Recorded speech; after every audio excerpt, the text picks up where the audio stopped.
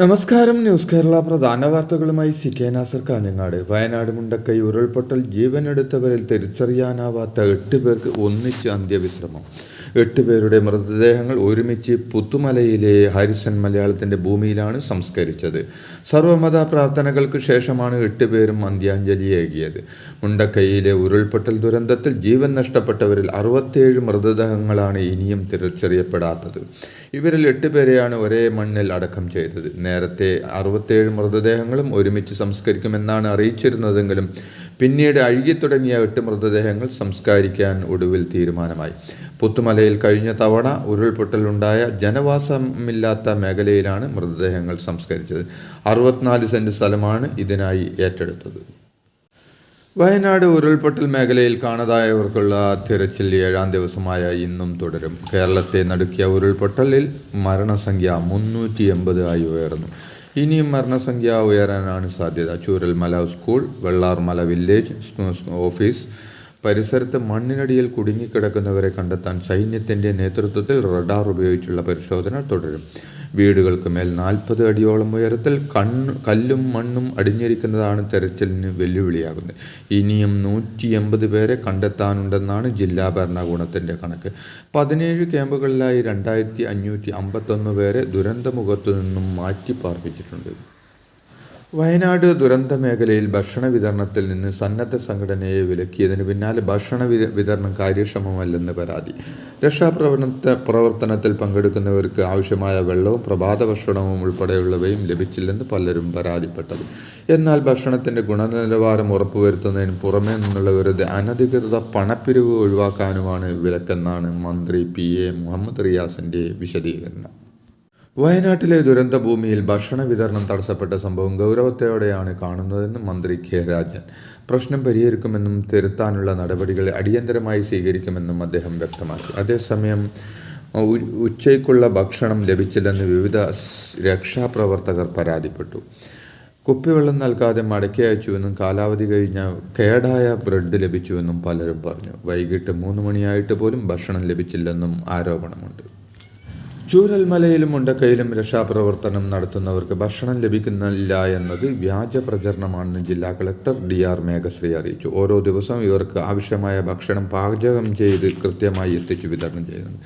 ഭക്ഷ്യസുരക്ഷാ വകുപ്പ് ഉദ്യോഗസ്ഥർ പരിശോധിച്ചതിനു ശേഷമാണ് ഭക്ഷണം വിതരണം ചെയ്യുന്നത്. പഴകിയ ഭക്ഷണവും ഗുണമേന്മയില്ലാത്ത ഭക്ഷണവും വിതരണം ചെയ്യുന്നത് തടയാൻ വേണ്ടിയാണ് ഈ ക്രമീകരണമെന്ന് കളക്ടർ അറിയിച്ചു. വയനാട്ടിലെ ദുരന്ത മേഖലയിൽ സന്നദ്ധ സംഘടനകളുടെ ഭക്ഷണ വിതരണം നിർത്തലാക്കിയതിനെതിരെ പ്രതിപക്ഷ യുവജന സംഘടനകൾ ഡിസാസ്റ്റർ ടൂറിസം പോലെ ഡിസാസ്റ്റർ PR-ഉം വേണ്ടെന്ന് യൂത്ത് കോൺഗ്രസ് സംസ്ഥാന അധ്യക്ഷൻ രാഹുൽ മാങ്കൂട്ടത്തിൽ തുറന്നടിച്ചു. വൈറ്റ് ഗാർഡിൻ്റെ ക്യാൻറ്റീൻ നിർത്തിവെച്ചതിൽ ഒരു രാഷ്ട്രീയമുണ്ട്. ദുരന്തത്തിനിടയിൽ PR വർക്ക് സർക്കാർ അവസാനിപ്പിക്കണം. ദുരന്തഭൂമിയിൽ നിന്ന് രാഷ്ട്രീയ നെറികേട് കാണിക്കരുത് എന്നും രാഹുൽ പറഞ്ഞു. ബെയിലി പാലം കടന്ന് ചൂരൽമലയിലേക്കും മുണ്ടക്കൈയിലേക്കുമുള്ള പ്രവേശനം നിയന്ത്രിക്കുമെന്ന് റവന്യൂ വകുപ്പ് മന്ത്രി കെ രാജൻ പറഞ്ഞു. രാവിലെ 6 മണി മുതൽ 9 മണി വരെ ബെയിലി പാലത്തിലൂടെ ഇന്ന് മുതൽ 1500 പേരെ മാത്രമേ കടത്തിവിടൂ. കൂടുതൽ ആൾ വരുന്നത് തെരച്ചിലിനും സന്നദ്ധ പ്രവർത്തനത്തിനും മറ്റും ബുദ്ധിമുട്ടുണ്ടാക്കുന്ന സാഹചര്യത്തിലാണെന്ന് മന്ത്രി പറഞ്ഞു. വയനാട് പുനരധിവാസവുമായി പൂർണ്ണമായി സഹകരിക്കുമെന്ന് പ്രതിപക്ഷ നേതാവ് VD സതീശൻ പറഞ്ഞു. UDF-ലെ എല്ലാ MLA-മാരും 1 മാസത്തെ ശമ്പളം മുഖ്യമന്ത്രിയുടെ ദുരിതാശ്വാസ നിധിയിലേക്ക് സംഭാവന ചെയ്യുമെന്നും ദുരന്തത്തിന് ഇരയായ വയനാട്ടിലെ ജനങ്ങളുടെ പ്രശ്നങ്ങൾ പരിഹരിക്കാനുള്ള എല്ലാ കാര്യങ്ങളും UDF പങ്കാളിയാകുമെന്നും അദ്ദേഹം അറിയിച്ചു.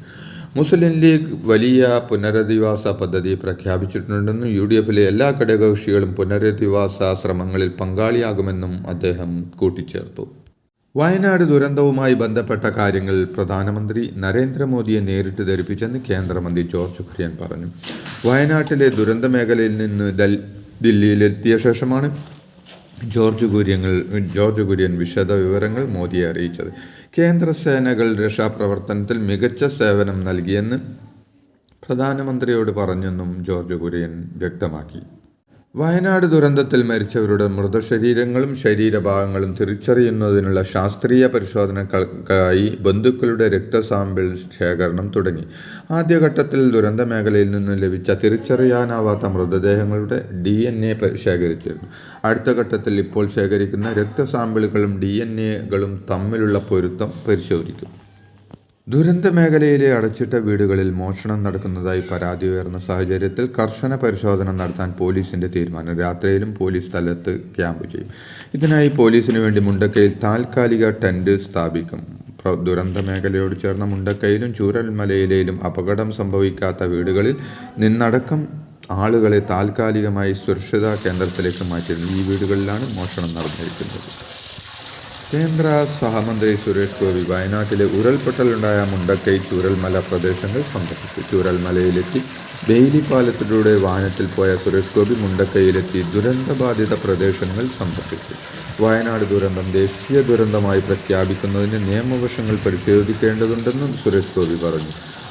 ദുരിതബാധിതരുടെ മാനസികാരോഗ്യത്തിനും പുനരധിവാസത്തിനുമാണ് ഇപ്പോൾ പ്രാധാന്യം നൽകുന്നത്. എല്ലാ കാര്യങ്ങളും കേന്ദ്രം വിലയിരുത്തുന്നുണ്ടെന്നും സുരേഷ് ഗോപി പറഞ്ഞു. വയനാട്ടിലുണ്ടായത് സമാനതകളില്ലാത്ത ദുരന്തമാണ് എന്നതിൽ സംശയമില്ലെന്നും ഇതേ ഗൗരവത്തോടെയാണ് കേന്ദ്ര സർക്കാർ വയനാട് ദുരന്തത്തെ ആദ്യ ദിനം മുതൽ സമീപിക്കുന്നതെന്നും മുൻ കേന്ദ്രമന്ത്രി വി മുരളീധരൻ പറഞ്ഞു. പക്ഷേ വയനാട് ഉരുൾപൊട്ടൽ കേന്ദ്ര സർക്കാർ ദേശീയ ദുരന്തമായി പ്രഖ്യാപിക്കുന്നില്ല എന്ന വിമർശനം ചിലരെങ്കിലും ഈ ഘട്ടത്തിലും ഉന്നയിക്കുന്നുവെന്നും ദേശീയ ദുരന്തം എന്നൊന്ന് UP ഭരണകാലം മുതൽ കേന്ദ്ര ചട്ടപ്രകാരം ഇല്ലെന്നും അദ്ദേഹം പറഞ്ഞു. വയനാട് ദുരന്തത്തിൽ കേരളത്തിലെ മാധ്യമങ്ങൾ അഭിനന്ദനാർഹമായ രീതിയിലാണ് പ്രവർത്തിക്കുന്നതെന്ന് ആരോഗ്യമന്ത്രി വീണ ജോർജ് പറഞ്ഞു. അതേസമയം എന്താണ് സംഭവിച്ചതെന്ന് കുട്ടികളോട് ചോദിക്കാതിരിക്കുക, മരണമടഞ്ഞ കൂട്ടുകാരെക്കുറിച്ചോ വീട്ടുകാരെക്കുറിച്ചോ തകർന്ന സ്കൂളിനെക്കുറിച്ചോ കുട്ടികളെ കൊണ്ട് ദയവായി ഈ അവസരത്തിൽ പറയിക്കാതിരിക്കുക തുടങ്ങിയ കാര്യങ്ങൾ കൂടി മാധ്യമങ്ങൾ പരിഗണിക്കണമെന്നും ആരോഗ്യമന്ത്രി അഭ്യർത്ഥിച്ചു.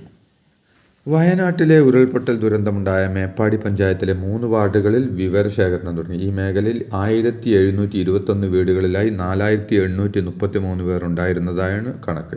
10ാം വാർഡായ അട്ടമലയിൽ 601 കുടുംബങ്ങളിലായി 1424 പേരും 11ാം വാർഡായ മുണ്ടക്കയിൽ 450 കുടുംബങ്ങളിലെ 1247 പേരും 12ാം വാർഡായ ചൂരൽമലയിൽ 671 കുടുംബങ്ങളിലെ 2162 പേരുമാണ് താമസിച്ചിരുന്നത്.